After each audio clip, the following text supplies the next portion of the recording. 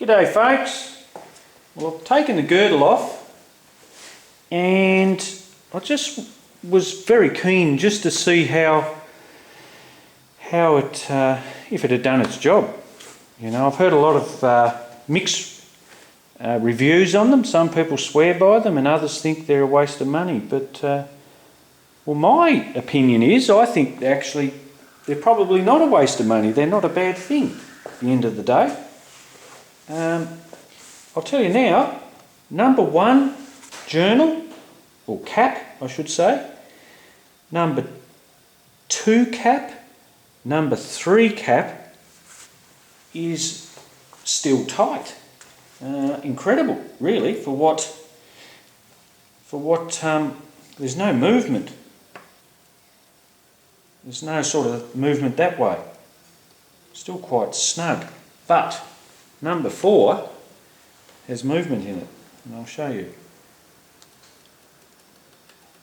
Don't know if you can hear that, but that's not caused from general abuse of the engine, like general performance. It's caused from the thrust and this part of the crank hitting up against it fairly hard, and I contribute that to the movement. You know, knock the cap around a little bit. The rear one's fine, but this one here, yes, it has knocked it around.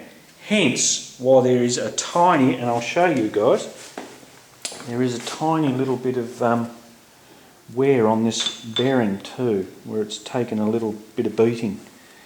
There's a slight score through there, right? When you think about it, it would have wanted to go like that, and I reckon it's contacted the journal there, because there's actually, I can actually feel a bit of a lip there. So she's taken a bit of a beating, that cap, from the thrust, you know, in this part of the crank hitting the actual girdle and really working on it. So that, look, it's not the, you know, that nothing probably would have saved that.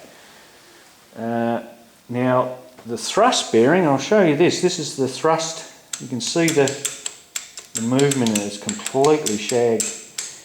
There was a fellow mentioned on one of my comments there, he said you can get oversized, I think through here, but I don't know if there's enough there to take up that. I mean, if you look at that, that's nearly 1.5 mil, nearly 2 mil there. So I'm not sure. I've got my doubts, but I'll look into it anyway. But look at that bearing, that really took a flogging. And look, and at the end of the day, guys, the crank, this has really taken a lot of abuse through here.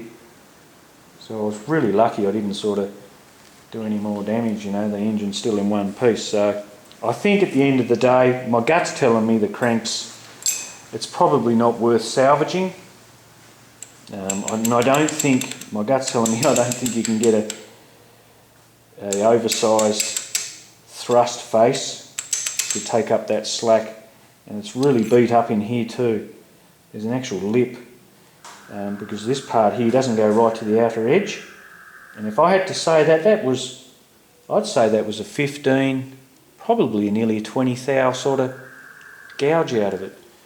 Yeah, it feels like about 20 thou. Half a mil sort of thing. Yeah, but anyway, look, I'm still thinking about it, guys. I really would love to, my heart's still on this little engine. It's, you know, I'm sort of, it's a ripper little motor, and I'd really love to just sort of get it going again.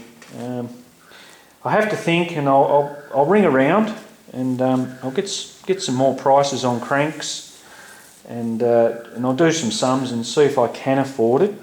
But I know that I need the converter done pronto, so that's one thing I need doing, and that's going to cost around anywhere from $1,000 to sort of $1,300 ish.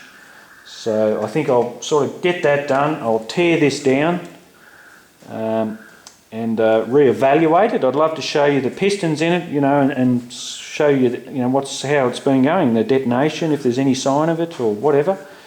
And do a sort of a bit of an analysis on that. and I'll make a decision, I suppose, in the next 4 or 5 days on what direction I want to do. You know, whether shelve this just for the moment and get that other motor sort of going, or persist with this and sort of get a crank, and we'll just see. I did have some money saved up for the cage, but for some reason the dude's hasn't got back to me, so I'm not going to pursue it anymore. I think at the end of the day, it's the ball was in his court and he hasn't sort of got back to me, and he seems like he's too busy, so I'm not going to worry about it for the moment. I think I'll focus on getting one of these engines going, and we'll take it from there. Alright guys, well, don't be discouraged, because I'm still keen to do my oiling mods. If I do it to the other engine, it'll be more so the oil return back to the sump and some little tricks on it. I won't go too deep into the engine with it, but I'll try and address the oil that's sort of building up in the heads and return it back into the sump and mod my sump and the pickup and all that sort of caper. But this one I want to sort of do some other actual mods to the block. But you know, I'll figure something out in the next few days or a week, and we'll do something with one of the engines, and yeah, we'll go from there, guys. So I'll pop one up soon when I flip this around, and we'll pull the heads off it and have a look, and yeah, got plenty more to come though, but we'll sort something out, guys. I'll catch you later.